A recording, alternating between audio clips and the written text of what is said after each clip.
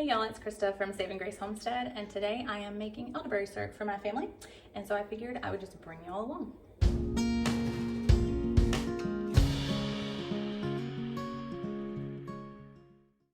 All right, we are making elderberry syrup because it is that time of year when most people are starting to think about how to protect their immune system. Fun fact about elderberry is it's actually good year-round mostly because of the raw honey that we want to put in. As long as it's raw local honey, it's really going to help you with allergies. In addition to the honey, many of the other ingredients are anti-inflammatory, and that we know is great during allergy season. So don't think of elderberry as just for, flu and cold season and whatever else they decide to throw it as season. It's good year-round. However, this is the time when most people start thinking about it, and so we're just going to be making some for our family, and I'll walk you through the ingredients and why we use the ingredients that we're using. It's super simple to make. If you don't want to make elderberry syrup, I would just warn you against purchasing elderberry gummies. I know that's pretty popular. People want gummy vitamins and gummy elderberry and all these things, and while it brings us back to our childhood and everybody loves a good gummy, don't do it for your elderberry syrup, or don't do elderberry gummies. The reason for that is, one, you have no idea how much elderberry is actually in there and whether or not you're really getting any benefit from that, but also it's the sugar content that they have to put in there to make those gummies. Sugar actually shuts down your immune system. It prevents it from fighting against the things you want to fight against, and so you're really working against what you're trying to do if you start putting sugary things into your body. So it's a waste if you're buying elderberry gummies. Also, I would avoid any box store gummy tablets or elderberry tablets, or any store-bought elderberry syrup, unless you're buying it from a health food store where they have actually made the elderberry syrup. I would avoid that as well. Again, it's not regulated. You have no idea how much is actually in there and what benefit you're really getting from that. So I would recommend making it at home with ingredients that you know exactly what went into it, or buying it from somebody who you know and you know what they're making it with. I would also recommend that you use organic ingredients. Now, I know some people think that the whole organic thing is silly. I understand it's not perfect, but we don't want to be making a pesticide tea when we're trying to boost our immune system and make sure that our body is in fighting shape against viruses and bacteria and anything that we might be encountering. We don't want to add more to our body that our body has to fight off, filter out, and all those things. So organic, homemade, stick to those when it comes to elderberry syrup. All right, so let's go ahead and get into the ingredients. All right, first thing, you're gonna want 3 cups of water. Now, I was going to walk you through this one ingredient at a time. However, full disclosure, mine's already in the pan because I thought I hit record and apparently I did not. So mine is over here boiling in the pan, or simmering at this point, but I'm gonna walk you through what I put in. All right, so we put in 3 cups of water and 3/4 cup of dried elderberries, okay? And you can purchase these online. Dried elderberries will keep for a good long while, so that's great to have on hand.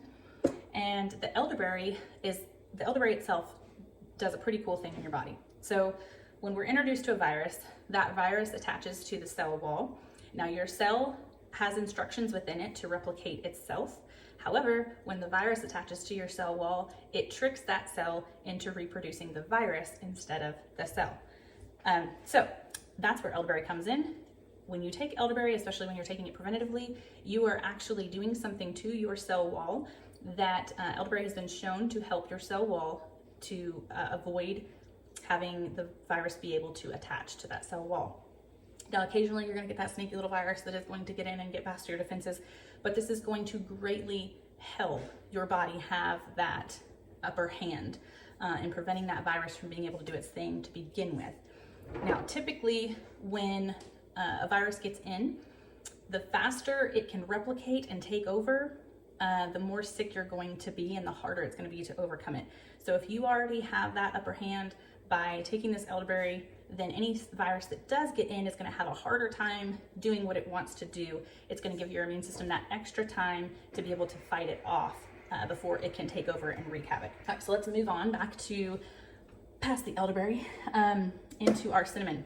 So I recommend Ceylon cinnamon because it is true cinnamon, and Usually that's unfortunately not what you're gonna find in the store. I have never found Ceylon cinnamon in the store. I've had to order it online.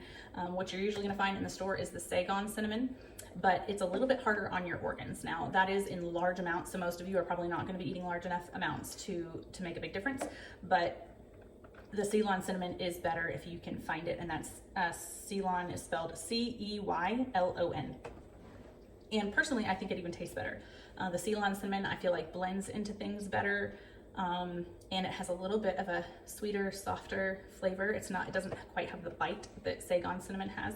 So I prefer the flavor of it anyway. But right at the moment, the sticks are easier for me to throw in, so these are most likely Saigon cinnamon. And I just throw 2 of these into the pot and let it boil. Cinnamon is going to be anti-inflammatory. It also helps with blood sugar levels. So if you are diabetic and you're worried about the honey in the elderberry syrup, I'm not a doctor. I'm not giving you any medical advice. You need to talk to your doctor before you take anything. However, cinnamon has been known to help with insulin levels, blood sugar levels. So that kind of is counteracting that honey a little bit. It's also anti-inflammatory. It's also antibacterial. And so those are all things that we want if we're sick or if we're dealing with allergies again in the spring and summer.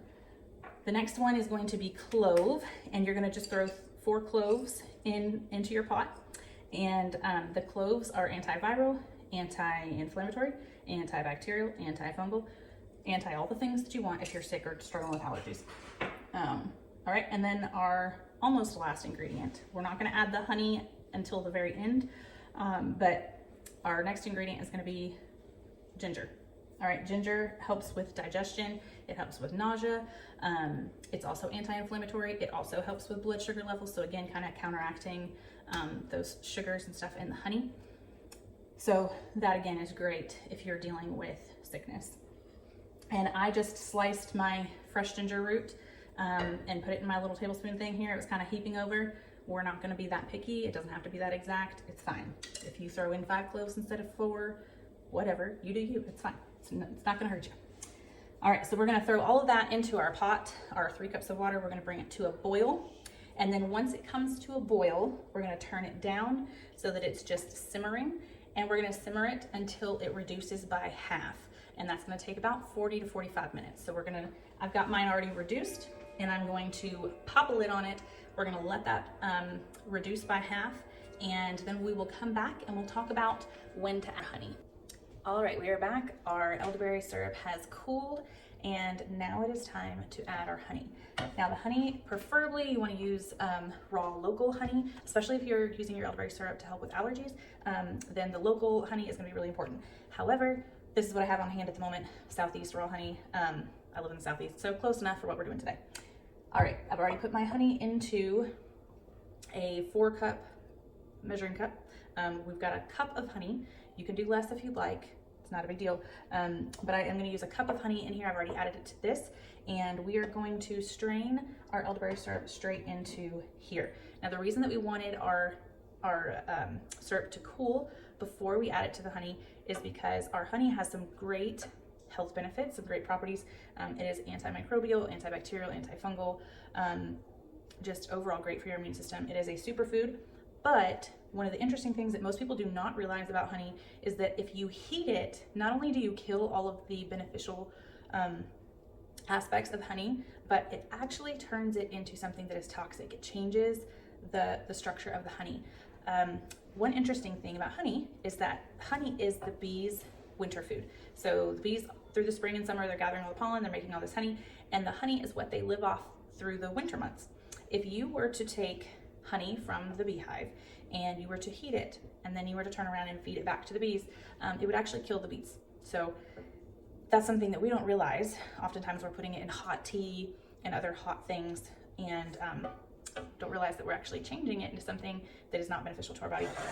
We don't want that. We want all of the benefits of the honey, and we definitely don't want to be putting any additional toxic burden on our body if we're trying to help our immune system and strengthen it so that we can fight whatever it is that's in our environment. All right, so I'm gonna go ahead and add this cooled, and when I say cooled, it doesn't have to be cold, but you basically want it to be body temperature. Think about your skin temperature. That's what you want this to be. All right, just pour that on in here. Try not to make a mess. And you can reuse your cinnamon sticks. If you used cinnamon sticks instead of the cinnamon powder, you can use those 2 or 3 times. So that's kind of nice. You don't feel like you have to just toss those right out the first time and waste them. Once you have your syrup completely made, you're going to put it into a glass jar. Now I have here, I'm going to be putting mine into an old, cleaned out obviously, but an old maple syrup jar because it's just easy to pour and that makes it easier for me. But you can put it into a mason jar or any other glass jar, and I'm going to go ahead and just remove these. I'll kind of rinse those off in a bit and set those aside to reuse.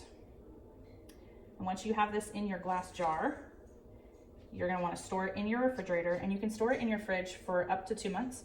Or if you want longer storage, you can put it in your freezer, which is really great too if you want to do a large batch all at once and then separate it into jars and just freeze it and have it on hand. That's always a good option too. So 2 months in the fridge or freeze it for longer. All right, I'm going to go ahead. You don't want to touch anything with your hands once you get this on there, but I'm going to go ahead and kind of squeeze out what is in the strainer here. Get all that yummy, beneficial elderberry juice out of those berries as much as I can with my wooden spoon here. It is better to use a wooden spoon if you can. All right, and once I have all of that strained out, then I'm going to go ahead and stir in that honey.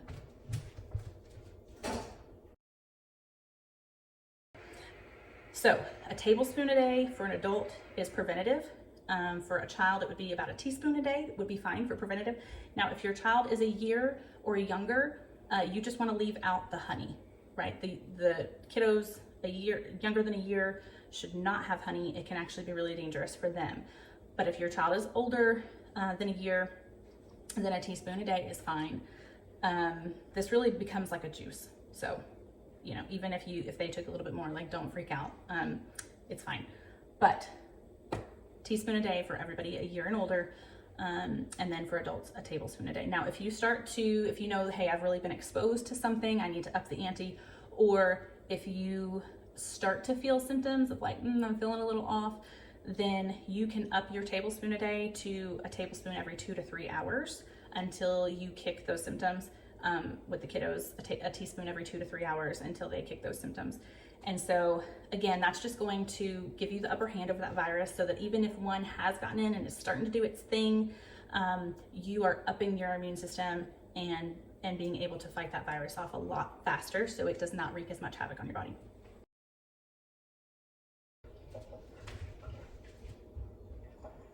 All right, so even though this is not hot like it was, you can see the separation here, that honey is still gonna mix in, so don't even worry about it.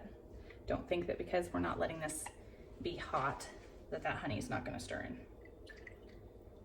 Skin temperature is perfectly fine. This is my jar I'm using, my old maple syrup jar, but you can use any glass jar that works for you. That's it.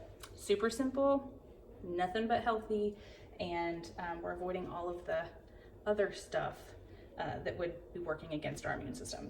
So there you have it. Easy peasy. The why behind it. Enjoy your elderberry syrup. Stay healthy. And in the next video, I will be talking about, this is the thing that I will be keeping in my fridge for this season. In the next video, I'll be telling you what I keep in my cabinet, and you'll want to tune in for that one. So I'll see you in the next one.